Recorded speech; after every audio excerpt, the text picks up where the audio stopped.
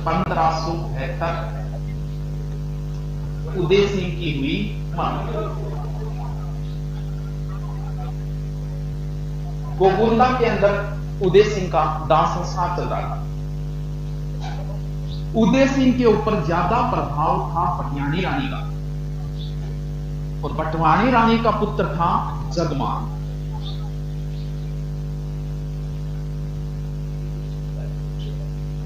अब मेवाड़ गोकुंदा के अंदर, मेवाड़ के अंदर एक रिवाज है कि जो राणा बनेगा वो दाग संस्कार में नहीं जाएगा। तो जब उदय सिंह का दाग संस्कार चल रहा था तो वहां पर कुछ सामंतों ने पूछ लिया कि जगमान कौन दिखो, जगमान किन है? पूर्वी जगमान आपको पता नहीं, स्वर्गीय महाराणा ने जगमान को तो राणा बना के चले गई, राणा बना के चले गए। नियम के विरुद्ध ये कैसा कार्य हुआ? राणा का हकदार तो कुंवर प्रताप है, कुंवर प्रताप यहीं के दाग संस्कार के समय। कुलवीर राणा का हकदार जगमान को राणा कैसे बनाया? वो तो छोटा पुत्र है, जबकि राजगद्दी का हकदार कौन होता है? बड़ा पुत्र। अगर कुंवर प्रताप को अयोग्य समझे कि राजगद्दी के अयोग्य नहीं है, तो किस कारण से अयोग्य नहीं है ये बताओ? तो कुंवर प्रताप को छोड़ के जगमान को कैसे बनाया? सारे सरदार इकट्ठा हुए, इकट्ठा होकर करसनदास सुलावत के पास गए यहीं पर। ये कौन है? ये है चूड़ा का वंशज, और चूड़ावतों की सहमति से ही मेवाड़ में राणा बन रहा था। तो सभी ने कहा कि देखो चूड़ावत जी, अकबर जी से शक्तिशाली दुश्मन को सिर गोपर है, अठ घर की राड़ और शुरू कर दी, तो अब तो थारे हाथ में, और थे ही निर्णय करो क्या करना। तो करसनदास चूड़ावत ने यही गोकुंदा में तलवार बांध के महाराणा प्रताप का कर दिया राज्याभिषेक। सारे सरदार इकट्ठा हुए, इकट्ठा होकर कुंभलगढ़ गए। उसी दिन की बात है ये, 28 फरवरी को। सभी इकट्ठा होकर कुंभलगढ़ गए। महाराणा प्रताप बाहर रुक गए, अंदर सरदार गए। जगमान राजगद्दी पे बैठा था, उसका हाथ पकड़ के उठाया, बोले यहाँ पर महाराणा बैठेंगे, महाराणा के परिवार वाले सामने बैठेंगे, आप सामने बैठो। जगमान विरोध कर नहीं सकता था क्योंकि सारे के सारे सामंत कुंवर प्रताप की ओर थे, महाराणा प्रताप की ओर थे। तो जगमान नाराज होकर चला गया अकबर के पास। अकबर ने इसे जागीर दी थी जहाजपुर, भीलवाड़ा में पड़ता है, ये प्रश्न पूछा नहीं जा सकता है। और बाद में सिरोही साइड की जागीर थी, वहां पर अपने साड़े से लड़ते हुए 1583 में जगमान मारा गया।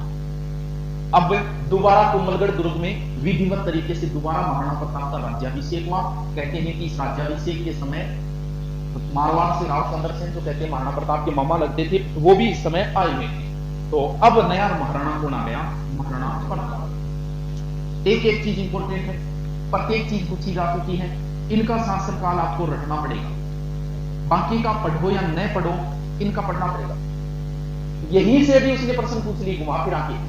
एक बार ऐसे पूछा कि महाराणा प्रताप ने कितने वर्षों तक शासन किया? 97 में से घटा दो। जन्म से संबंधित अनेक अलग अलग ग्रंथ इनका जन्म अलग अलग बताते हैं, लेकिन एग्जाम में जो पूछा जा चुका है, जिसका उत्तर माना गया, अपन वही देख लेंगे। इनका जन्म हुआ 9 मई 1540। ये ना याद रखो तो ये तो याद रखना ही रखना, ज्येष्ठ शुक्ल तृतीया वार रविवार। और कहां पर? कुंभलगढ़ दुर्ग के बादल में। हाँ जुना का सही, कोई बात नहीं। अब इसको देखो कैसे घुमा के पूछा उसने। महाराणा प्रताप का जब राज्याभिषेक हुआ उस समय उनकी उम्र क्या थी? यानी ऑप्शन से भी काम नहीं चलेगा। एकमात्र शासक है जिनके सारे प्रश्न पूछ ली घुमा फिरा के। तो 72 और 40 यानी लगभग उनकी उम्र क्या थी? 32 वर्ष। माता का नाम सेहंताबाई। ननिहाल कहां है महाराणा प्रताप का? पांडी। पांडी वाले कहते हैं कि नहीं जी, महाराणा प्रताप का जन्म हमारे यहाँ हुआ था, क्योंकि ज्येष्ठ पुत्र है और अपने रूल होता है कि ज्येष्ठ पुत्र हमेशा कहां है? ननिहाल में होता है। वो कहते हैं कि पाली, लेकिन आपको ये याद रखना है, पिता कौन हो गए? उदय सिंह। पत्नी, राजाओं की कई पत्नियां होती थी,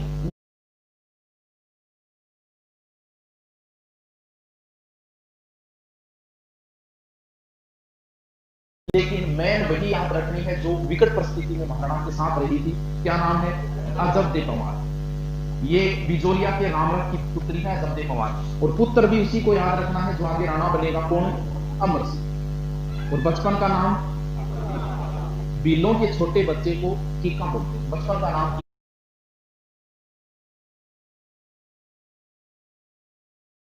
कीका। गुरु राघवाचार्य।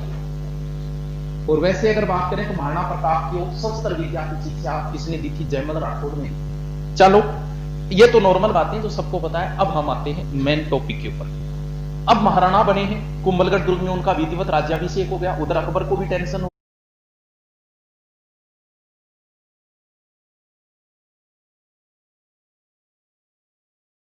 गई क्योंकि राव चंद्रसेन आया हुआ है, तो दोनों कहीं एक गुट में न हो जाए। तो यहां पर अकबर ने अपनी चौकियां मजबूत कर दी ताकि चंद्रसेन और महाराणा ज्यादा मुलाकात न कर सके। अब जब वो राणा बने हैं तो सबसे पहले तो हम ये देखते हैं कि राणा बने हैं तब उनको क्या मिला है विरासत के रूप में। अकबर से दुश्मनी तो विरासत के रूप में मिली, वो तो शुरू से ही चली आ रही है। इन्होंने नहीं पाली इस दुश्मनी, वो तो शुरू से ही चल रही है। उदय सिंह के समय जब इनका राज्याभिषेक हुआ है उस समय इनके पास कितना मेवाड़ है ये तो देखिए। पूरा मेवाड़ तो इतना है, इसमें से इनके पास कितना है जब इनका राज्याभिषेक हुआ। चित्तौड़ दुर्ग तो पहले से ही जा चुका है भाई। ये दुर्ग तो 1568 में अधिकार हो गया किसका? इसका मतलब चित्तौड़ तो नहीं है। तो अरे ठीक है, मोबाइल नहीं तो कर ले। इधर वाली तो साइड है ना, इधर वाला मेवाड़ मुगलों के कब्जे में, और आधा जो मेवाड़ है इस साइड का वो महाराणा के अधिकार में है। दुश्मनी विरासत में मिली हुई है। मेवाड़ जो मिला है वो मेवाड़ आधा मिला है। लड़ाई तो होगी, भावी युद्ध तो होगा, ये कन्फर्म है अकबर के साथ। अब महाराणा के सामने दो चॉइस है, या तो अकबर की अधीनता स्वीकार करो और ऐश करो। दूसरा तरीका है अकबर की अधीनता न स्वीकार करके और जो परिणाम है उसे भुगतने के लिए तैयार रहो। अगर अधीनता स्वीकार करके ये ऐशो आराम करते हैं तो एक तो कुल परंपरा का उल्लंघन है और इनके आगे महाराणा लगे शब्द का कोई औचित्य नहीं रहेगा अगर ये अधीनता स्वीकार कर लेंगे। तो रास्ता तो दूसरा ही चूज करेंगे, और दूसरा रास्ता संकट से भरा हुआ है लेकिन फिर भी स्वाभिमान की ओर ले जाता है दूसरा रास्ता। तो महाराणा दूसरा रास्ता ही अपनाएंगे, अकबर का विरोध करेंगे, अधीनता स्वीकार नहीं करेंगे। लड़ाई तो होगी अकबर के साथ, और अकबर कितना शक्तिशाली है वो अंदाजा लगा लो कि अकबर की सीमा इधर को फैली हुई है लाहौर पर, इधर जा चुकी है बंगाल तक, नीचे आ चुकी है उड़ीसा तक। यानी इतने बड़े भारत का मालिक, वर्तमान भारत से भी बड़ा भारत था अकबर के पास। और महाराणा के पास कितना मेवाड़ है? जितना मेवाड़ है उनमें से आधा, और उसमें से भी ओनली एक ही दुर्ग है, कौन सा? कुंभलगढ़। बात करें लड़ाई जो होगी, युद्ध जो होगा, वो तो सैनिक शक्ति के बल पर होगा। ये तो देखिए कि दोनों के पास सैनिक शक्ति कितनी है भाई। उसका तो बात ही बता दिया कि वर्तमान भारत से बड़ा भारत है, तो उसकी तो छोड़ो बात ही, उसके पास कितनी बड़ी सेना है। बात यह करें कि अपने पास कितनी है। जब राणा बने हैं 72 में, उस समय इनकी सैनिक शक्ति कितनी मजबूत है। देखो थोड़ा सा बैक चलो, महाराणा कब बने? 1572। थोड़ा सा बैक आओ, 1568, चित्तौड़ का तीसरा साल। सैनिक तो वीरगति को प्राप्त हुए थे, भयंकर युद्ध हुआ था, अकबर ने इसका परिणाम देखा ही था। थोड़ा सा और बैक चलो, 1535, चित्तौड़ का दूसरा साल। थोड़ा सा और बैक चलो, 1527, खानवा युद्ध। इतने समय में मेवाड़ में 3 बड़े युद्ध हो चुके हैं। इसका मतलब सैनिक शक्ति भी क्या है? कमजोर है। अब महाराणा का मेन उद्देश्य एक ही रहेगा, किसी तरीके से सैनिक शक्ति मजबूत करो। युद्ध तो होगा, तो सैनिक शक्ति मजबूत करने के लिए इन्होंने नए नए सैनिकों की भर्ती की। आज की तरह होता था, सेना में भर्ती होती थी, पैसे मिलते थे, तो नए नए सैनिकों की भर्ती की, भीलों से दोस्ती की। और एक मैन भील का नाम आएगा जिसका आप सभी नाम जानते हो, क्या? पूंजा। मात्र 6 महीने हुए राणा बने हुए, और उधर से प्रोसेस शुरू हो गई, किधर से? अकबर ने मात्र 6 महीने बाद ही अपने शांति अभियान शुरू कर दिए। सबसे पहले वो किसको भेजेगा? जलाल। एक अभियान 1572 में आएगा, 3 अभियान 1573 में। प्रत्येक अभियान का हम विश्लेषण करेंगे। देखो अकबर ने सबसे पहले शांति अभियान समझाने के लिए कि ये फायदे हैं, ये नुकसान है अधीनता के, सबसे पहले जलाल खां को भेजा। अब महाराणा को इसके साथ कैसा व्यवहार करना है? जलाल खां के साथ महाराणा का उद्देश्य क्या है? भाई वीर तो है, ये बात तो सबको पता है। बुद्धि के हिसाब में कैसे? महाराणा में वीरता भी थी और बुद्धि भी थी। महाराणा का उद्देश्य एक ही था कि ये जो अकबर के साथ युद्ध होने वाला है, इस युद्ध को मैं थोड़ा सा आगे खिसका दूं। अगर तुरंत युद्ध हो जाता है 72 में, तो आपको पता है 72 में तो महाराणा बने ही है और सैनिक शक्ति कमजोर है, तो महाराणा ये चाहते हैं कि इस युद्ध को थोड़ा सा आगे खिसका दूं। थोड़ा सा अगर आगे खिसक गया तो मैं अपनी सैनिक शक्ति मजबूत कर दूं और उसके बराबर खड़ा करूं। तो जलाल खां के साथ ऐसा व्यवहार करना है कि जिससे ये नाराज ना हो और युद्ध बेहतर में ना हो। तो कोई ना कोई कमी निकाल के महाराणा अभियान को वापस भेज रहे। जलाल खां के साथ ही ऐसा ही व्यवहार किया, अच्छा व्यवहार किया गया इसके साथ भी। जैसे अपने को क्या होता है कि शादी करें, शादी हमें करनी नहीं, छोरी गया छोरो रिश्तो आए, मना हम करना नहीं चाहते। तो फिर एक ऐसा तरीका भी तो है, कभी मारछोरो को मारछोरी को मामू बेटो ही रात वो आओ वो ही करे, मारतो रिश्ता रास्ता वो ही करे। इसका मतलब हमने ना तो हाँ कहा और ना कहा, बात को अदर जुल्मी छोड़ दिया। बोले बस पुलिस को पेपर हो जाए 3 महीना बाद और फिर हम बता दें हमें। इसका मतलब ना तो हाँ कहा और ना ही ना।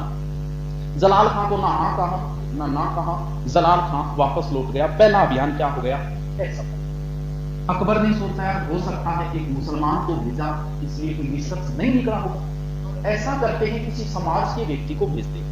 पहली बात तो समाज के व्यक्ति का अलग इफेक्ट पड़ता है, और अगर सेम जातियां हैं तो इसमें बात करने में भी सहूलियत होगी।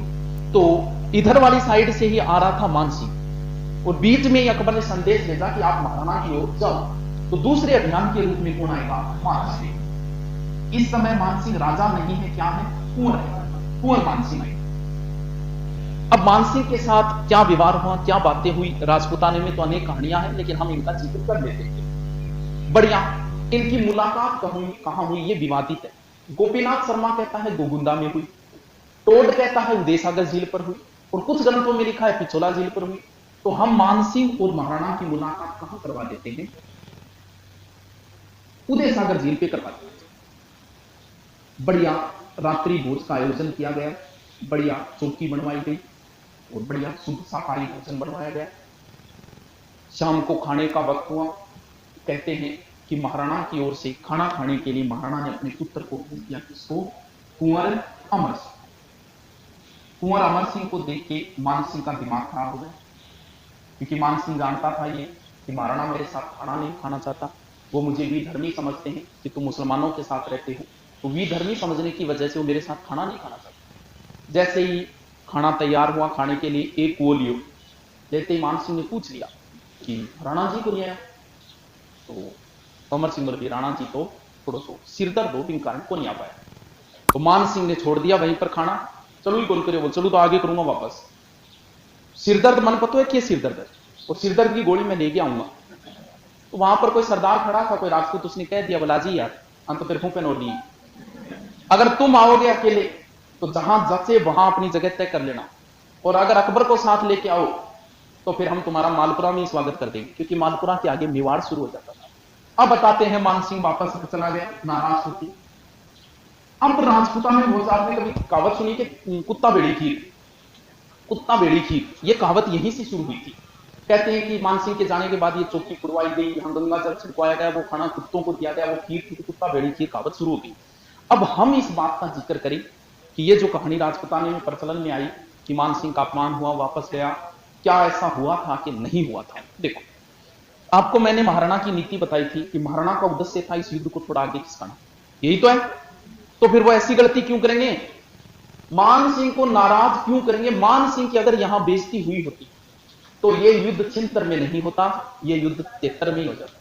पहला प्रमाण तो ये कि मानसिंह के साथ अच्छा व्यवहार किया गया। दूसरा जो सबसे बड़ा प्रमाण है कि मानसिंह के साथ अच्छा व्यवहार किया गया, इसका अगर मानसिंह के यहां बेइज्जती की होती तो कभी भी तीसरे अभियान के रूप में मानसिंह का पिता भगवान दास नहीं था।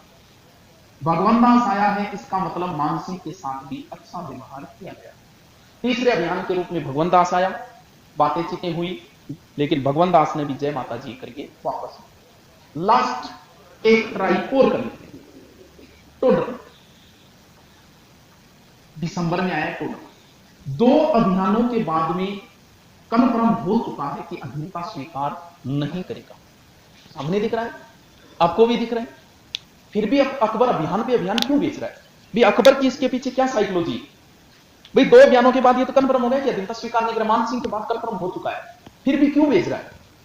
अकबर अभियान इसलिए भेज रहा है कि अकबर भारत का महान राजा बनना चाह रहा है। जैसे हमें पाकिस्तान पे आक्रमण करना, यह भी कन्फर्म है कि पाकिस्तान तो कमजोर है, तो युद्ध के अंदर परिणाम भी पहले से पता होता है। तो पाकिस्तान पे हमें आक्रमण करना है तो हम विश्व की जनता के सामने 1-2 शांति वार्ताएं करेंगे, भारत को भी पता चला पाकिस्तान के साथ शांति वार्ता हो रही है, और फिर हम युद्ध करेंगे। ताकि जनता की सहानुभूति मिले, विश्व के और लोगों की सहानुभूति मिले। बोले भारत युद्ध नहीं चाहता है, युद्ध कौन चाहता है? पाकिस्तान। अकबर बड़ा बादशाह बनना चाह रहा है कि देखो मेरे का नहीं कोई कमी है, मैं देखो शांति अभियान भेज रहा हूं, लेकिन मान कौन रहा है? ये नहीं मान रहा है। युद्ध कौन चाहता है? युद्ध महाराणा प्रताप चाहते हैं, युद्ध मैं नहीं चाहता। मैंने पूरी ट्राई की अपनी तरफ से, और ये बात अबुल फजल खुद लिखता है अपने ग्रंथ में कि महाराणा प्रताप एक हट्टी, जिद्दी और घमंडी राजा है। तो इसका मतलब वो ये सिद्ध करना चाह रहा है कि देखो मैं युद्ध नहीं चाहता, युद्ध महाराणा का। चारों अभियान हो गए असफल। इन अभियानों का एग्जाम में सबसे ज्यादा प्रश्न आता है, या तो अभियान कोई सूत्र की भी कहां जरूरत है इसमें। सबसे पहले एक मुसलमान को, फिर बेटो कोई काम बिगाड़ दे, बाप जा, लास्ट ऑर्डर में। तो एकदम कोई सूत्र की भी इसमें कहीं जरूरत नहीं है। एक अभियान 72 में, 3 73 के बाद क्या आ गया? 74 में कोई प्रोसेस नहीं। 74 के बाद क्या आ गया? 75 में भी दोनों तरफ से कोई प्रोसेस नहीं।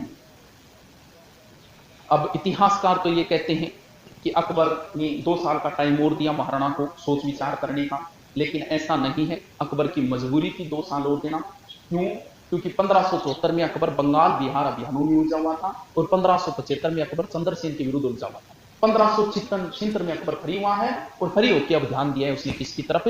मेवाड़ की ओर। ठीक, उस समय अकबर की राजधानी थी फतेहपुर सीकरी। अकबर ने फतेहपुर सीकरी को राजधानी बनाई थी कब? 1585। और 1585 में अकबर ने राजधानी बना ली थी किसको? लाहौर। 1585। महाराणा प्रताप के टोटल जीवन को, शासनकाल जो 25 वर्ष किया, उस शासनकाल को आप 2 पार्टों में बांट सकते हैं। पहला पार्ट जो है वो तो है उनके राणा बनने के बाद 1572 से 85 में राजधानी लाहौर होगी। दूसरा पार्ट है 85 से उनकी मृत्यु तक 97। 2 पार्टों में कैसे बन गया? इस पार्ट के बीच में तो ताउम्र ये युद्धों में उलझे रहे, युद्ध होंगे। 85 के बाद इनका स्वर्ण काल माना जाता है। 85 के बाद महाराणा के जीवन में ना तो अकबर की तरफ से कोई अभियान आया और ना ही कोई युद्ध हुआ। क्यों? क्योंकि अकबर ने इधर ध्यान देना बंद कर दिया था। अकबर ने राजधानी 85 में लाहौर बना दिया। तो जितना भी कार्य होगा वो 72 से 85 के बीच होगा। फतेहपुर सीकरी से अकबर बड़े दल बल के साथ रवाना और सीधा पहुंच गया कहां? अजमेर। अजमेर में एक दुर्ग है मेज। 15-20 दिन तक यही वार्ताएं चलती रही, कोई निर्णय नहीं हुआ है। तैयारियां हो रही है कि आगे जो होगा भावी युद्ध होगा, उस युद्ध में किसको राणा बनाए, किसको सेनापति बनाए। लंबी वार्ताएं चली और लास्ट में अकबर ने अपना निर्णय सुना दिया कि महाराणा के विरुद्ध जो सेना जा रही है उस सेना का मुख्य सेनापति बनेगा मान सिंह, और दूसरा मुख्य सेनापति बनेगा असफ खान। जैसे ही मान सिंह के सेनापति बनने की घोषणा हुई, घोषणा होते ही अकबर का इसका बहुत विरोध हुआ। मुख्य सेनापतियों ने विरोध किया, बोले एक राजपूत के खिलाफ एक राजपूत को सेनापति मत बना, कहीं पक्षपात हो सकता है। नब्बी खां था, वो तो आया ही नहीं था। बोले इस मुस्लिम सेना का अगर एक सेनापति हिंदू बनेगा तो मैं नहीं जाऊंगा। अब हम देखते हैं कि इतना विरोध होने के बाद भी अकबर ने सेनापति नहीं बदला, और इसके दिमाग में पहले से ही चल रहा था कि सेनापति मान सिंह को बनाऊंगा, तभी तो उसने फतेहपुर सीकरी में घोषणा नहीं की। अजमेर में आके घोषणा की कि सेना का मुख्य सेनापति मान सिंह बनेगा। तो मान सिंह में ऐसा क्या देखा अकबर ने कि इसको सेनापति बनाया? उम्र देखें तो मान सिंह का जन्म है 1550 में और महाराणा प्रताप का 1542, तो ज्यादा डिफरेंस तो नहीं है। हाँ 1540, तो 10 साल का डिफरेंस है। तो फिर ऐसा क्या देखा मान सिंह ने कि इसको सेनापति बनाया? देखो, इसके पीछे सेनापति बनाने के पीछे कई रीजन है। एक तीर से कई शिकार कर रहा है यहां अकबर। पहला उद्देश्य तो यह है, अकबर की सेना में भी तो राजपूत थे, सैनिक है वो तो कहीं भर्ती होंगे। अकबर की सेना में भी बहुत सारे राजपूत थे, और मेवाड़ के अधीन राजस्थान की ऐसी कोई रियासत ही नहीं है जो कभी मेवाड़ के अधीन ना हो। महाराणा कुंभा ने मंडोर पर अधिकार किया था। खानवा युद्ध में कौन गया था? आमेर से। पृथ्वीराज कछवाहा, वो एक सामंत की हैसियत से गया था, ना कि स्वतंत्र राजा के रूप में। तो आमेर भी रह चुकी है कभी मेवाड़ के अधीन। तो प्रत्येक राजपूत का एक आदर का भाव है मेवाड़ रियासत के प्रति। महाराणा के खिलाफ लड़ते हुए उन्हें शंका हो रही है। इस शंका को दूर करने के लिए उसने मुख्य सेनापति किसको बना दिया? मान सिंह। एक कारण तो ये सेनापति बनाने के लिए कहीं ना कहीं मान सिंह के मन में वो टीस तो है। कौन सी? अधीनता स्वीकार नहीं की, कहना तो नहीं माना, कहीं ना कहीं वो टीस भी है। इस वजह से भी मान सिंह को सेनापति बनाया है अकबर। तीसरा कारण, जब सेनाएं आपस में युद्ध करना शुरू हो, मुगल पीछे हट जाएंगे। और लास्ट में मान सिंह के सैनिक बचेंगे और इधर महाराणा के। एक तरीके से राजपूतों को ही राजपूतों से आपस में लड़ा दिया, किसको सेनापति बना के? मान सिंह को। यह नीति भी अकबर की यहां से जो भी हो। और फिर पहला ही ऐसा मामला आया है कि जब किसी हिंदू को इतने बड़े अभियान का सेनापति बनाया है अकबर। अगर एक और देखें ना, मान सिंह का पिता था भगवंत दास। कहते हैं कि भगवंत दास उदय सिंह के दरबार में, बाद में अकबर की अधीनता स्वीकार कर ली। तो महाराणा जो है वो इन लोगों को बागी समझता है। जैसे कभी कोई व्यक्ति आपके अधीन रहा हो और वो आपको कभी ललकारे युद्ध में, तो आपको डबल गुस्सा आता है, बोले काल तानी तो मेरे नौकर हो, आज मनी चुनौती दे।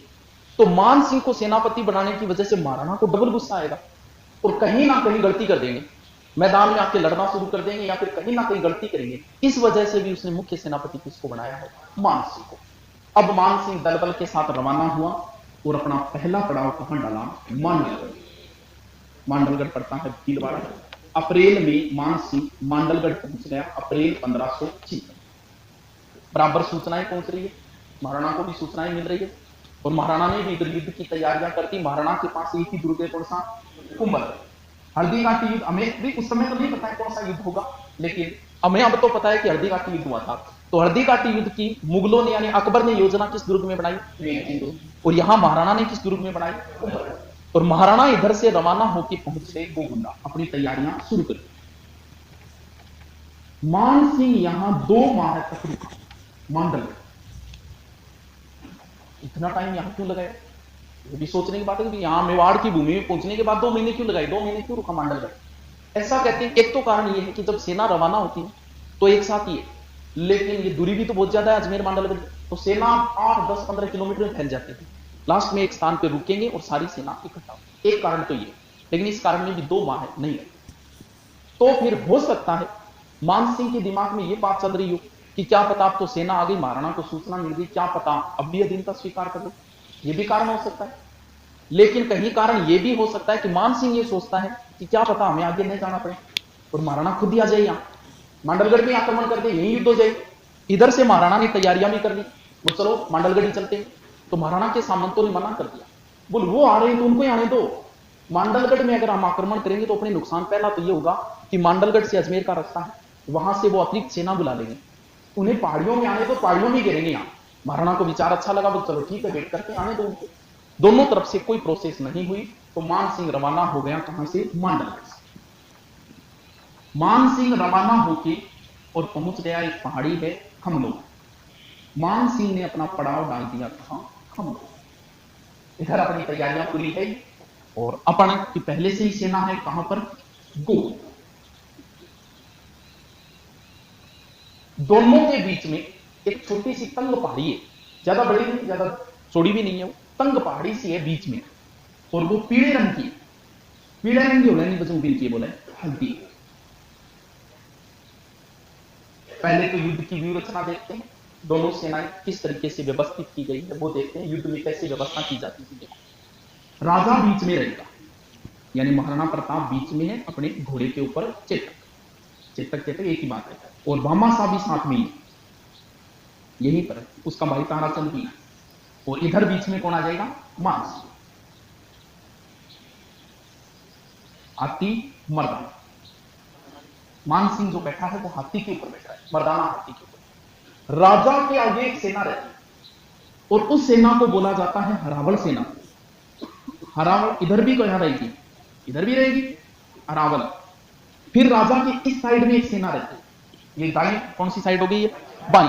और इधर भी एक सेना रहती है, इधर भी एक सेना रहेगी, इधर भी एक सेना रहेगी। इन सब में जो इंपॉर्टेंट सेना होती है वो होती है हरावल सेना। और हरावल सेना में लगना बड़ा ही गौरव का विषय होता है। यानी ये तो ऐसे बोलते थे कि राजा जी के हरावल सेना में, और हरावल सेना में हमेशा ही चुड़ावत रहते थे। मेवाड़ में हरावल सेना में गौरव जो प्राप्त है वो चुड़ावतों को प्राप्त है। अमर सिंह के समय सत्तावत भी मजबूत हो गए और चुड़ावत और सत्तावत आपस में लड़ने लग गए थे। किसके लिए? कि हरावल सेना में सत्तावत बोले जी हम रहेंगे, हमेशा चुड़ावत रहते आए हम रहेंगे। तो अमर सिंह की समस्या आ गई कि निर्णय क्या करें, किसको रखें हरावल सेना में। तब अमर सिंह ने एक दुर्ग है ऊंटाला का किला, इस पर जहांगीर का अधिकार था। बोले इस उंटाला किले को जो पहले जीतेगा, पहले इस दुर्ग में जो प्रवेश करेगा, हरावल सेना में वही रहेगा। तो सत्तावतों ने आगे से आक्रमण किया, बल्लू सत्तावत के नेतृत्व, और चुड़ावतों ने पीछे से किया दुर्ग के। तो दुर्ग के आगे जो है ना वो गेट है, गेट का आगे किला ना गिरी और हाथी का दांत आपको नहीं। बोले वो गेट तो टूटेगा ही कोई। तो फिर एक काम करो, एक आदमी आगे खड़े हो जाओ किला में। तो बल्लू सत्तावत खुद आगे खड़ा हो गया। अब इधर से दरवाजा टूटने लगा, चुड़ावतों को लगा कि वो पहले प्रवेश करेंगे। कहते हैं कि एक चुड़ावत ने अपनी गर्दन काट के अंदर की, बोल पहले हमने प्रवेश किया है। और बाद में हरावल सेना में रहने का गौरव किनको मिला? चुड़ावतों को। अमर सिंह ने दोनों को अच्छा इनाम दिया, लेकिन हरावल सेना में कौन रहे? चुड़ावत। तो हरावल सेना में रहना एक गौरव का विषय था। महाराणा की हरावल सेना का नेतृत्व हाकिम खां सूर ने किया और करसनदास चुड़ावत, चुड़ावत तो रहेंगे हरावल सेना में, और करसनदास चुड़ावत भी किसमें है? हरावल सेना में। हाकिम खां सूर ने बड़ी वीरता से लड़ा था यहां, और इसने कहा भी था कि आज मेरे हाथ से कोई तलवार नहीं छुड़ा सकता। ये जब वीरगति को प्राप्त हुआ, कहते हैं कि महाराणा ने इसके हाथ से तलवार छुड़वानी चाहिए तो वो निकली नहीं थी, तो तलवार सहित इसको दफना दिया गया था। इसका मकबरा कहां है? खमनोर के अंदर। हरावल सेना इंपॉर्टेंट क्यों होती है? क्योंकि जब आक्रमण होगा ना, मान सिंह की हरावल सेना का नेतृत्व किया था सैयद खां, आसफ खां, जगन्नाथ कछवा। जब युद्ध की शुरुआत होगी तो ये जो बायां है वो दाएं पे आक्रमण करेगा, ये दायां बाएं पे करेगा, और हरावल सेना पे आक्रमण करेगी। अगर हरावल सेना कमजोर है तो पांव तो पहले ही उड़ जाएंगे। इसीलिए हरावल सेना सबसे इंपॉर्टेंट सेना। राजा के पीछे भी एक सेना रहती है, उस सेना को बोला जाता है चंद्रावत। यानी हरावल का अपोजिट क्या होता है? चंद्रावत। चंद्रावत सेना का नेतृत्व उस भील ने किया था, पुंजा। पुंजा ऐसा भील है जिसे महाराणा ने राणा लगाने की इजाजत दी। मेवाड़ के सिक्कों में एक तरफ महाराणा का चित्र, दूसरी तरफ पुंजा का। तो राणा पुंजा ये भील सेना का नेतृत्व कर रहा है पहाड़ियों में, और इसने भी बहुत परेशान किया था मुगलों को। उधर मानसिंह की चंद्रावल सेना का नेतृत्व कर रहा है मीरतर खां, माधो सिंह। इसको तो जरूरी नहीं है, लेकिन मीरतर खां नाम आपको याद रखना जरूरी है। इधर महाराणा के इस साइड की जो सेना है यहां की, उसका नेतृत्व कर रहा है जाला बीता, मान सिंह सोनगढ़। और महाराणा की जो ये सेना है इधर नेतृत्व कर रहा है राम शाह तंवर, और इसके 3 पुत्र। इस युद्ध में तंवर जितने भी लड़े थे उनमें से एक भी नहीं बचा था। ये तो व्यवस्था हो गई। मान सिंह के साथ एक इतिहासकार भी आया था जिसका नाम था बदल। इसको भी सैनिक दे रखे हैं। वैसे तो ये गाजी बनने के लिए आया है, इस युद्ध में स्पेशल लिख रहा है, युद्ध का आंखों देखा हाल लिख रहा है, लाइव साइड में बैठा है। इधर ये आया, इधर महाराणा आया, इधर उनका हाथी आया, ये आया, इसने वीरता दिखाई। ये वैसे तो बहुत बड़ा चमचा था अकबर का, लेकिन इस युद्ध का जो इसने वर्णन किया ना वो बिना पक्षपात किया था। सारी की सारी बातें इसने सही लिखी है इस युद्ध की। बीच बीच में लिख रहा है, मौका मिले तो लड़ाई भी करिए, पाछा आगे आपका नोट्स बना लीजिए, बढ़िया नोट्स क्या। अब जो है, अब हम एक बात की और चर्चा करें। अब तो दोनों सेना आमने सामने है, सेनाएं आमने सामने खड़ी है। इस समय कौन मजबूत है? भी वो तो बता दी कि उस हिसाब से तुलना की तो अकबर मजबूत था। वर्तमान में कौन मजबूत है? दोनों सेनाएं जब आमने सामने खड़ी है, अब कौन मजबूत है? चलो देखते हैं कि अब कौन मजबूत है। महाराणा के जीवन का ये पहला ही युद्ध। अनुभव की बात करें कि अनुभव कितना है। 72 में राणा बनने के बाद उनके जीवन का ये पहला युद्ध है। इसका मतलब युद्धों का अनुभव तो नहीं है महाराणा को, पहला युद्ध, और वो भी सीधा किसके साथ? अकबर के साथ। हां भाई, जब वो राजकुमार थे तब उन्होंने युद्धों में भाग लिया था, लेकिन वो तो एक राजकुमार के रूप में लिया था। महाराणा बनने के बाद उनके जीवन का यह पहला युद्ध। तो सैनिक शक्ति से जीते जाते हैं। सैनिक शक्ति देखिए कि किसकी कमजोर है, किसकी मजबूत है। क्या इस युद्धों में तोपों का प्रयोग हुआ? बिल्कुल हुआ। मान सिंह जो छोटे मोटे तोप लेके आया था, क्योंकि इन पहाड़ियों में बड़े तोपों को ले जाना असंभव था, तो छोटे मोटे तोप थे। महाराणा के पास किसी प्रकार का कोई तोप नहीं था। सैनिक शक्ति की बात करें तो मेवाड़ की ख्यातों में तो यह लिखा हुआ है कि मान सिंह के पास 80,000 सेना थी, महाराणा के पास 20,000 सेना, जो कि अतिशयोक्तिपूर्ण है। लेकिन एग्जाम में पूछ लिया कि मेवाड़ की ख्यातों के अनुसार महाराणा के पास कितनी सेना थी? 20,000, यानी ये तो 1:4 है। नैर से ये कहता है कि मान सिंह के पास 40,000 सेना थी और महाराणा के पास 9 से 10,000 सेना थी। ये भी अतिशयोक्तिपूर्ण है। तो फिर हम किसकी सही मानेंगे? हम तो उसकी सही मानेंगे जो लाइव देख रहा है। बदायूनी कहता है कि मान सिंह के पास 5,000 सैनिक थे और महाराणा के पास 3,000 सैनिक। तो भी सेना का अनुपात भी क्या हो गया, 2 अनुपात हो गया। अनुभव की बात करें तो महाराणा के जीवन का पहला युद्ध है। सैनिक शक्ति की बात करें तो भी मानसिंह के मुकाबले में सेना क्या है, कम है। अब मैदान में खड़े हैं, तारीख 2 तारीख आती है, दोनों ही सही है, आपको दोनों ही याद करनी है, 18 या 21 जून 1596। युद्ध सुबह 8 बजे शुरू होगा और 5 से 6 घंटे युद्ध चलेगा, यानी लगभग 6 घंटे युद्ध चलेगा। अब हम बदायूं के अनुसार भी आगे का वर्णन करेंगे। बदायूं के अनुसार युद्ध की शुरुआत जो हुई है वो किनकी ओर से हुई है, महाराणा की ओर से। महाराणा की ओर से एक हाथी बाहर निकल के आया, और जैसे ही हाथी बाहर निकल के आया तो सबसे पहले युद्धों में जो वाद्य यंत्र होते हैं ना, बेरी वगैरह, और वो वाद्य यंत्र बजने शुरू होते हैं, और फिर वीर रस की कविता सुनाने वाले कवि शुरू हो जाते हैं, और दोनों ओर से युद्ध शुरू हो जाता है। युद्ध शुरू हुआ, युद्ध शुरू होते ही जो पहला आक्रमण था वो हरावल का। हरावल पे जैसे ही आक्रमण किया तो कहते हैं कि महाराणा ने इतने जबरदस्त तरीके से पहला आक्रमण किया कि मुगल सेना जो है वो यहां से भाग खड़ी। ये बात खुद बदायूं भी लिखता है, और खुद लिखता है कि मैं भी भाग खड़ा हुआ, पक्षपात को फिर विचारे तो सही तरीके। बदायूं लिखता है कि जबरदस्त आक्रमण हुआ, और आक्रमण के बीच में समझ में नहीं आ रहा था। मैंने आसफ खां से पूछ लिया कि समझ में नहीं आ रहा है अपने वाले राजपूत कौन से और उनके वाले कौन से, किसको मारें। तब आसफ खान ने कहा कि तुम तो तीर चलाते जाओ, जिस भी साइड के राजपूत मर रहे हैं इस्लाम को तो फायदा ही है। मैंने भी कई तीर चलाए, काफिरों को मारा। ये काफिर शब्द काम देता है, जबकि ये कोई धर्म युद्ध नहीं था। सिर्फ बदायूं बोल रहा है कि मैंने कई काफिरों को मारा। इतनी भीड़ थी कि एक भी तीर खाली नहीं गया। दोनों साइड की सेनाएं इस तरीके से लड़ रही थी कि लोगों ने अपना खून सस्ता और इज्जत महंगी कर दी। पहले पड़ाव में हमारी सेना भाग खड़ी हुई और वहां का 8 से 10 किलोमीटर तक फैल गई और बनास नदी तक चली गई। इस युद्ध को बनास का युद्ध भी कहा जाता है, खमनोर का युद्ध भी कहा जाता है, गोगुंदा का युद्ध भी कहा, क्योंकि बदायूं इस तरीके से सेना को देख रहा था कि उसे सिर्फ और सिर्फ महाराणा की सेना ही लड़ते हुए दिख रही थी पहले पड़ाव में। इसीलिए तो महाराणा कहां खड़े थे, गोगुंदा में। इसीलिए बदायूं ने इस युद्ध को गोगुंदा का युद्ध कहा। दोनों सेना जो है हमारी, मानसिंह भी कहते हैं कि भाग खड़ा हुआ था। दोनों सेना जो है वो बनास नदी में, मानसिंह की मुगलों की सेना बनास नदी तक चली गई। उस समय मेहतर खान ने बड़ी चतुराई दिखाई और मेहतर खान ने हाथी पर चढ़कर जोर जोर से आवाज लगानी शुरू कर दी कि बादशाह सलामत आ गई, बादशाह सलामत आ गई। ये नहीं लिखता है बदायूं की क्या आवाज लगाई, लेकिन इतिहासकारों के अनुसार इसने कहा कि बादशाह आ गई, बड़ी सेना लेके बादशाह का नाम सुन के जो सेना 8 से 10 किलोमीटर तक फैली हुई थी, धीरे धीरे वो एक मैदान में आके इकट्ठा होने लग गई, बादशाह बाग। इस युद्ध को बादशाह बाग का युद्ध भी कहा जाता है। अभी तक जो युद्ध चल रहा था वो तंग पहाड़ी में चल रहा था, और पहाड़ी में लड़ने में महाराणा की सेना को बिल्कुल भी समस्या नहीं आ रही थी, क्योंकि ये तो आदि थी इन पहाड़ियों की। मुगलों की बड़ी समस्या आ रही थी। मुगलों को पहाड़ियों में लड़ने का एक्सपीरियंस नहीं था, मुगल मैदान में लड़ने में एक्सपर्ट थे। अब जो मुगल है वो मैदान में आ गए थे, और इधर भी महाराणा की सेना भी जोश जोश में आके इनसे मैदान में आके लड़ना शुरू की। और सेना पीछे हटती हटती कहते हैं कि एक स्थान है रक्त तलाई तक चली गई। तो इस युद्ध का अन्य नाम और क्या है, रक्त तलाई का युद्ध। यह युद्ध का पहला पड़ाव है जिसमें पूरी तरीके से महाराणा हावी रहे। अब आएगा दूसरा पड़ाव। दूसरा जो पड़ाव है पूरा का पूरा हाथियों का युद्ध है। हल्दी घाटी युद्ध को हाथियों का युद्ध भी बोला जाता है। उस समय भी हाथियों की लड़ाइयों का बड़ा वर्चस्व था, और खुद भी लिखता है बदायूं कि हाथियों की चिंगार से पूरा हल्दी घाटी गूंज उठा।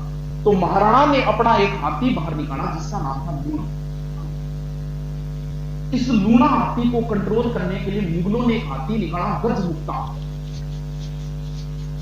दोनों आपस में लड़ रहे थे, और बाद में लूणा भी वापस आ गया और गजमुक्ता भी वापस आ गया। अब महाराणा ने एक इंपोर्टेड हाथी निकाल दिया जिसका नाम था राम प्रसाद। ये युद्ध में बड़ा एक्सपर्ट था। स्पेशल हाथी होते थे 2-4-5 जो युद्धों के लिए तैयार थे, और इस राम प्रसाद हाथी पर मुगलों की पहले से ही नजर थी। कहते हैं कि अकबर ने कभी मांगा था राम प्रसाद हाथी महाराणा से, और महाराणा मजाक में इस बात को टालते रहते थे। तो अब राम प्रसाद हाथी मैदान में उतार दिया। राम प्रसाद हाथी को चला रहा है प्रताप सिंह तंवर, महावत है इसका। तो राम प्रसाद हाथी को कंट्रोल करने के लिए मुगलों ने एक हाथी उतार दिया जिसका नाम था गजराज। अब अकेले गजराज से ये कंट्रोल नहीं हुआ, तो मुगलों ने एक हाथी और लगा दिया जिसका नाम था रणबंदी। अब अकेला राम प्रसाद 2 हाथियों से जूझ रहा है। अचानक ही प्रताप सिंह तंवर पर तीरों की बारिश हुई। प्रताप सिंह तंवर मार गया। अब प्रताप सिंह तंवर जैसे ही मरा तो गजराज हाथी को चलाने वाला इस हाथी के ऊपर आ गया और राम प्रसाद हाथी को कर दिया कंट्रोल। अब युद्ध के बाद का दृश्य है, पहले बता देता हूं। जैसे युद्ध समाप्त हुआ, गोगुंदा पर अधिकार कर लिया था मानसिंह ने। फिर बोले कि भी अकबर को कोई सूचना तो दो। एक सूचना कौन देगा, युद्ध के परिणाम कौन बताने जाएगा। अकबर को भी बड़ी इच्छा थी जल्दी से जल्दी इस युद्ध का परिणाम पता चले मुझे। फतेहपुर सीकरी चला गया अकबर वापस। अकबर ने मोहम्मद खान को भेजा भी था कि जानकारी लेके आ युद्ध की। अब मान सिंह बोला कि देख बधाई नहीं, तेरा काम तो हो गया पूरा, तेरा लिखने का काम था, ऐसा कर तू जा इस राम प्रसाद हाथी को लेके और अकबर को युद्ध का परिणाम बता। तो राम प्रसाद हाथी को लेके बदायूं रवाना हुआ, इसके साथ लगभग 300-400 सैनिक दिए और मान सिंह खुद भी मेवाड़ तक आया था इसको निकालने के लिए, तो शिकार का बहाना लेकर फिर इसको आगे निकाला। बदायूं 25 तारीख को फतेहपुर सीकरी पहुंचे। ये बात बदायूं खुद अपनी पुस्तक में लिखता है कि युद्ध की सूचना सब जगह पहुंच चुकी थी। लोगों ने रास्ते में मुझसे पूछा कि युद्ध का क्या परिणाम हुआ। जब मैंने कहा कि हम जीत गए तो मेरी बात पर किसी ने विश्वास नहीं किया था। अब राम प्रसाद हाथी जो है वो भगवान दास ने जीत के गिफ्ट के रूप में अकबर के आगे पेश किया और अकबर ने कहा कि ये जीत तो मुझे मेरे पीर ने दिलाई, अपने राम बड़ा है उनके पीर बड़ा है, और इस हाथी का नाम क्या कर दिया था, पीर प्रसाद। ये तो युद्ध के बाद का परिणाम बाद में देखेंगे, हार हुई जीत। उस समय के हिसाब से वो जीत के गिफ्ट लेके गया था कौन, बदायूं। ये है युद्ध का दूसरा परिणाम। जब हाथियों का युद्ध चल रहा था तब बदायूं लिखता है कि मानसिंह ने भी बड़ी वीरता दिखाई और मानसिंह जो है वो अपने हाथी को खुद चलाने लग गया। यानी महावत को तो कह दिया कि पीछे बैठ और मैं ड्राइव करूंगा, तो महावत की जगह मानसिंह खुद बैठ गया और सीधे मैदान के बीच में। महाराणा की भी इच्छा थी कि मानसिंह से सीधा सामना तो किया जाए। अब जैसे ही मानसिंह महाराणा को दिखे तो महाराणा को दोनों को आमने सामने तो होना ही होना था। ऐसा कहते हैं कि एक उल्लेख आता है कि अकबर जब चित्तौड़ अभियान पे आया था ना, उस समय अकबर की कोई संतान नहीं थी। सलीम का जन्म 1569 में हुआ था। तो अकबर बेचारे ने पीर फकीरा में ढूंढो, तो जब चित्तौड़ अभियान पे आया था तब किसी साधु के पास गया था, बताया कि बड़ा चमत्कारी है। पूछने गए मेरे टबटी पर कद बाप रहे। तो अकबर जब उसके पास गए तो साधु ने बताया कि मैं चित्तौड़ अभियान पे चित्तौड़ जीतने के लिए आया हूं। तो साधु बोला कि चित्तौड़ को तू नहीं जीत पाएगा। बोले चित्तौड़ को, वैसे चित्तौड़ को तो तू फतेह हासिल कर लेगा लेकिन तुम महाराणा पर कभी विजय हासिल नहीं कर पाएगा। महाराणा पता उस समय वो कुंवर थे लेकिन चर्चा उन्हीं की ज्यादा होती थी। बोल कुंवर प्रताप में विजय हासिल नहीं कर पाएगा और तेरे को इतनी हिदायत मैं देता हूं कि तू कभी भी महाराणा के सामने आमने सामने की लड़ाई में मत आ जाना। तो अकबर हमेशा ही बचता रहा था आमने सामने की लड़ाई से। अगर तुम जिस दिन आमने सामने की लड़ाई में आ गया उसी दिन तू मारा जाएगा। महाराणा क्या हो भी सकता है, क्यों? क्योंकि इस युद्ध भूमि में जब महाराणा मानसिंह तक पहुंच सकते हैं तो फिर अकबर तक भी पहुंच सकते थे। अगर अकबर तक पहुंच जाते तो किसी भी स्थिति में अकबर को नहीं छोड़ते। अब महाराणा के जो घोड़ा है एक्सपर्ट घोड़े थे, युद्धों के लिए तैयार होते थे। ये घोड़े काठियावाड़ी नस्ल के हैं, युद्धों में तैयार होते थे और जैसे ही घोड़े के पैर मारा घोड़ा समझ गया कि जाना कहां है, सीधा आया। बदायूं इस बात का बिल्कुल भी जिक्र नहीं करता। अबुल फजल करता है, बदायूं प्रत्यक्ष दर्शक होकर इस बात का वर्णन नहीं कर रहा है। तो जैसे ही घोड़ा पहुंचा, कहते हैं कि महाराणा ने चारों राती के चक्कर लगाया, वो मानसिंह अपनी वीरता दिखाओ, प्रताप आ गए। अब घोड़े ने पैर लगाए ऊपर और उसके ऊपर महाराणा सीधे खड़े में और भाले से वार किया मानसिंह के ऊपर। हाथिया ने होता बना होता साइड में बड़ा बड़ा लोगा मच। मानसिंह उस होदे में कूद गए और वो भाला उनके कवच में लगा। महाराणा ने समझा कि काम तो हो गया और घोड़े ने भी ये समझा कि काम हो गया। अब घोड़े ने अपने पैर वापस हटाने शुरू कर दिए। हाथिया में सुंदा अगर बड़ा बड़ा खंजर बंदे डालता तो इन्हें भी बड़े सूंद घुमाते ही चेतक की पिछली टांग तरस। चेतक घायल तो हो चुका है लेकिन अब भी वो मैदान में खड़ा है और मालिक को भी एहसास नहीं होने दिया। ये सीन दूर खड़ा देख रहा था जहां भी था। ये बीच में आया और जबरदस्ती महाराणा का मुकुट ले लिया और जिद की कि आप यहां से निकलो, आप चारों ओर से गिर चुके हो और अगर आप बचोगे तो मेवाड़ बचेगा। तो महाराणा को चेतक घोड़ा घायल अवस्था में लगभग 2 मील तक लेके आया और बीच में इस तरीके का कोई दर्रा आता है तो पहाड़ी है, बीच में गए क्रम। अब ये तो युद्धों में एक्सपर्ट घोड़े हर चीज को समझते हैं। अब इस घोड़े को भी पता है कि हो सकता है मुगल पीछा कर रहे हैं। अगर कोई पीछा भी कर रहा है तो अगर मैंने ये गैप पार कर दिया ना तो मेरा स्वामी हमेशा हमेशा के लिए सुरक्षित है। उसने अपनी लास्ट ताकत लगाई और आगे जाके जहां गिरा वो स्थान है बलीचा और यहीं पर चेतक की हो गई मृत्यु। महाराणा ने यहां पर चेतक का स्मारक के रूप में चबूतरा वगैरह बनवाया था। अब यहां पर एक इधर वाले जिक्र बाद में करेंगे। यहां पर एक कहानी आती है जो राजपूताना में बड़ी प्रचलित है कि 2 मुगलों ने पीछा किया। तब कहते हैं कि शक्ति सिंह गया, शक्ति सिंह का भातृ प्रेम जागा, शक्ति सिंह गया, मिलन हुआ और अपना घोड़ा दिया। ये कहानी इतिहासकार कम मानते हैं इस बात को। क्यों नहीं मानते? कि मैंने एक बात बताई थी कि अकबर के आक्रमण की सूचना किसने दी थी? उदय सिंह को। तो शक्ति सिंह तो उस समय आ गया था अकबर को छोड़ के। तो इतिहासकार गोपीनाथ भी यही मानते हैं कि शक्ति सिंह चित्तौड़ के 3रे साके में वीर गति को प्राप्त हो गए थे। और इस कहानी को एक तरीके से दंत कहानी सी है जो प्रचलन में आ गई। चलो जो भी हो, कि कहां तक सत्य है, लेकिन प्रचलन में ज्यादा ये शक्ति सिंह वाली कहानी। ठीक है गुरु जी। मुगलों ने वो मुकुट देखा झाला बीता के और समझा कि ये एक साथ सैकड़ों तलवारें आई और झाला बीता यहीं पर वीर गति को प्राप्त। अब यहां से तुरंत इस युद्ध के तुरंत बाद मान सिंह को सूचना मिली कि महाराणा तो गोगुंदा गई, क्योंकि इन्हें सूचना मिली कि महाराणा तो बच गए। तो मान सिंह ने उसी दिन गोगुंदा पर अधिकार कर दिया। 23 तारीख को यहां से गोगुंदा पर अधिकार। महाराणा पहुंचे कोल्यार गांव, तुरंत युद्ध के बाद कोल्यार गांव पहुंचे और यहां पर जितने भी घायल सैनिक हुए उन सबका क्या किया, उपचार। फिर आए थे गोगुंदा। मान सिंह को सूचना बाद मिली और इसके बाद थोड़े से समय के लिए महाराणा ने ऐसा ही राजधानी बनाई थी आमरगढ़।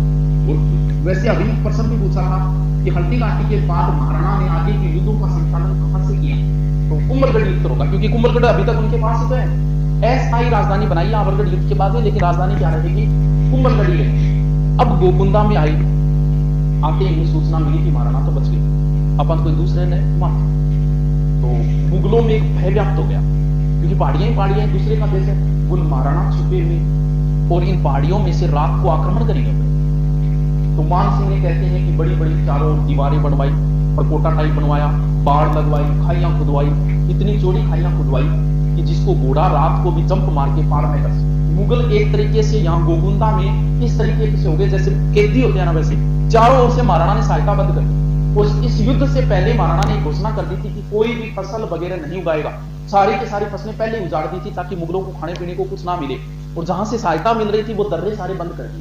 मुगलों की यहाँ इतनी हालत खराब हुई कि आम खा के टाइम पास करना पड़ा, या फिर अपने साथ जो भी घोड़े गधे पशु थे उन पशुओं को मार के मांस खाना पड़ा। तो आम खाने से यहाँ मुगल बीमार भी हो गए थे गोगुंदा के। अब हम बात करते हैं युद्ध के परिणाम का। आगे का संचालन बाद में करेंगे, पहले थोड़ा सा परिणाम लिखें। दोनों साइड के लोग अपनी जीत मानते हैं। अकबर तो अपनी जीत मान के खुशी मना रहा है और महाराणा अपनी जीत मान के खुशी, दोनों ही अपनी अपनी जीत मानते हैं इस युद्ध के अंदर। इतिहासकार, क्योंकि हार तो हम कह नहीं सकते, राजा की हार कब मानी जाती है, जब राजा पकड़ा जाए, राजा मारा जाए या राजा ने अधीनता स्वीकार कर। इन दोनों तीनों कामों में से कोई काम नहीं हो तो हम हार भी नहीं कह सकते। तो गोपीनाथ शर्मा ये कहता है कि ये युद्ध क्या है, अनिर्णित युद्ध है। लेकिन नवीन शोध और नई एनसीईआरटी में इसमें महाराणा प्रताप की क्या बता दी है, जीत बता दी। तो ये प्रश्न कई बार पूछा जा चुका है, लेकिन वर्तमान में अगर देखेंगे तो इसमें क्या करना पड़ेगा, अपने को जीत ही करना पड़ेगा। अब हम युद्ध के अंदर थोड़ी सी बात देखें। महाराणा ने अपने आप को युद्ध भूमि से बाहर निकाल लिया, अपने आप को बचा लिया युद्ध में। अगर मान लो कि महाराणा युद्ध भूमि में बाहर नहीं निकलते और यहां पर वीरगति को प्राप्त होते तो क्या परिणाम आता, आगे का क्या परिणाम होता? आगे का परिणाम यह होता, महाराणा को इतिहास में जो सम्मान मिला है ना, वो इस युद्ध की वजह से नहीं, इस युद्ध के बाद जो संघर्ष किया उसके लिए है। अगर ये युद्ध तो एक टर्निंग पॉइंट है, इसके बाद इन्होंने अपना तरीका बदल दिया। एक बात उनके समझ में आ गई कि मैं अकबर जैसे शक्तिशाली दुश्मन को आमने सामने की लड़ाई में नहीं जीत सकता, और जब आमने सामने की लड़ाई में नहीं जीत सकते तो आपको दूसरा रास्ता अपनाना पड़ेगा, वो है छापामार युद्ध पद्धति। तो आगे के महाराणा जितने भी युद्ध करेंगे वो छापामार। अगर यहां पर युद्ध भूमि में वीरगति को प्राप्त होते तो महाराणा को वो सम्मान कभी नहीं मिलता, जैसे सांगा को नहीं मिला तो महाराणा को वो सम्मान कभी नहीं मिलता जो वर्तमान में है। तो और अगर यहां वीरगति को प्राप्त हो जाते ना तो उसी समय अकबर का अधिकार हो जाता पूरे मेवाड़ के ऊपर। अपने आप को बचा के उन्होंने पूरे मेवाड़ को ही बचा दिया। अब मान लो हम दूसरे परिणाम की बात करें, मान लो कि यहां पर मान सिंह महाराणा के हाथों अगर मारे जाते तो क्या परिणाम होता, तो क्या सही होता कि गलत होता? अगर यहां पर मान लो मान सिंह मारे जाते महाराणा के, तो इसका भी बहुत गलत परिणाम निकलता। क्या निकलता? क्योंकि अकबर तो पीछे हट जाता और मेवाड़ और आमेर वाले आपस में लड़ते। भाई मान सिंह मारे गए तो ये लड़ते दोनों आपस में, तो ये भी अच्छा हुआ कि मान सिंह या महाराणा के हाथों बच गए। मान सिंह जैसे ही पहुंचा तो अकबर नाराज हो गया और कई दिनों तक तो दरबार के प्रवेश पर प्रतिबंध लगा दिया। अब नाराज क्यों हुआ? अब कहते हैं क्योंकि बैज का लोग मान सिंह ने सेनापति बनाने में पक्ष में को नहीं है, पंप मार दिया और मान सिंह ने पक्षपात करके मैदान पहले गए नाम भेजा। क्या युद्ध में कहीं मान सिंह ने पक्षपात किया है क्या? भाई हम बात करें कि किया है कि नहीं किया है, किया है। कुछ परिणाम देखिए तो हो सकता है कि देखो कहां का, वो शक्ति सिंह वाली कहानी में भी ऐसा उल्लेख आता है कि जब दो मुगल सैनिक महाराणा के पीछे हुए तब मान सिंह ने शक्ति सिंह को भेजा था। लेकिन वो बात तो मैंने बता दी कि शक्ति सिंह वाली बात तो हो सकती है कि सही हो और नहीं भी। लेकिन ये बताओ कि भी मुगलों ने महाराणा का पीछा क्यों नहीं किया? भाई दो सैनिक का पीछा तो नहीं किया बाकी किसी ने, तो हो सकता है कहीं ना कहीं मान सिंह का पक्षपात है, क्योंकि मान सिंह इस बात को जानता था कि अगर महाराणा पकड़े गए ना तो अकबर मारेगा। तो हो सकता है पक्षपात किया। चलो इस बात को भी हम मान लेते हैं, इतिहासकार कह देते हैं कि हल्दी घाटी युद्ध में मुगलों की हालत इतनी खराब हो गई कि उनकी हिम्मत ही नहीं रही कि वो पीछा करे। चलो ये भी मान लेते। एक तरीके से राजनीतिक रूप से देखें तो यहां पर मुगल हावी रहे, हावी थे, और मुगलों की आदत थी कि मुगल जिस क्षेत्र को जीत लेते थे ना, उस क्षेत्र में फिर बुरी तरीके से लूटपाट करते। यहां पर भी आसफ खान ने कहा कि चलो लूटेंगे, तब मान सिंह ने कहा कि जब तक मैं सेनापति हूं ना तब तक कोई लूटपाट नहीं करने दूंगा, मैं जो युद्ध कर रहा हूं वो पूर्णतः क्षत्रिय नियमों के तहत ही कर रहा हूं। तो यहां पर किसी प्रकार की लूटपाट